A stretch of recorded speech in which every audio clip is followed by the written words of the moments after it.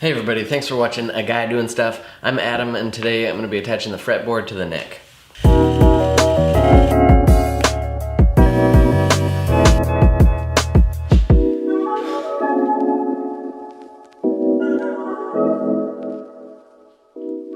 One of the only things I'm not doing myself on this guitar is some of the work on the fretboard.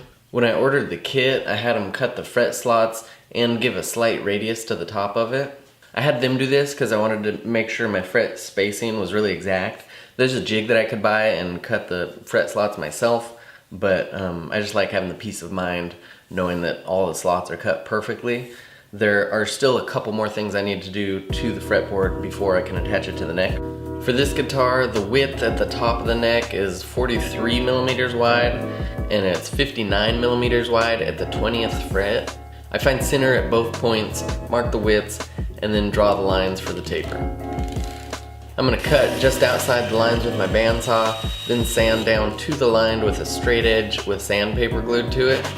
I'm gonna talk more about this setup I'm using here in my video where I join the soundboard plates together, because I'm gonna really take my time with that to get the lines perfectly straight. Once I get the taper right, I cut a curve right below the 20th fret. At this length, the fretboard will come right to the top of the sound hole. Before I glue it onto the neck, I'm going to put the fret markers on it. For the side dots, I use these plastic rods. I drill small shallow holes on the left side of the fretboard, stick the plastic rod in, nip it off, and put a single drop of CA glue on it. I put a dot on the 3rd, 5th, 7th, 9th, 15th, and 17th frets, and I put 2 dots on the 12th fret. The side dots are there to give the player a quick reference to where they're playing on the neck. Most guitars also have markers on the face of the fretboard too. I think this is more decorative than anything else.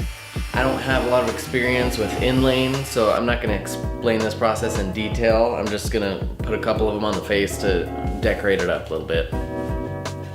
So this turned out pretty well.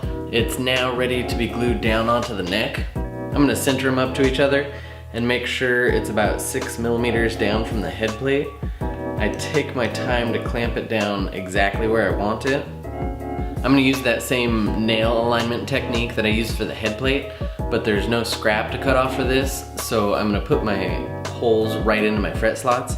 The holes will be covered by the fret wire once I install that. There's 2 important things to think about when you place your holes.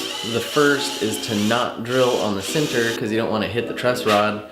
And the second is that you don't want to drill too much deeper than about a 1/2 inch because you don't want these holes to show out the back of the neck once you carve it down to its final thickness.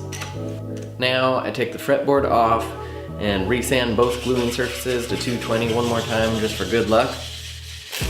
I don't want wood glue on or around the truss rod, so I put a strip of tape over it, then apply the glue. Now I'm gonna remove the tape, put the nails in the fretboard, line it back up with where I had it before, and clamp it down.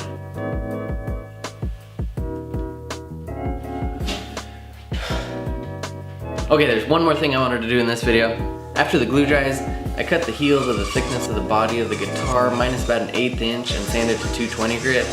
I made this heel cap that's 1 inch tall and 1 3/4 inch wide. I brace it centered with these little sticks of wood that have double-sided tape on them, then glue it in place. I'll use this cap as a reference in my next video when I carve the neck. I inlaid a shell K on the headstock too since my last video. A lot of people go with their last names here, but my last name's kind of long and weird, so I just went simple and did the first letter of it. Again, I'm not super comfortable inlaying yet, but it is pretty fun, so I might make a random video about it sometime just so you guys can see the process. Thank you guys for watching. Thank you to Worksharp Tools for sponsoring this series, and don't forget to hit subscribe to stay up to date on my videos.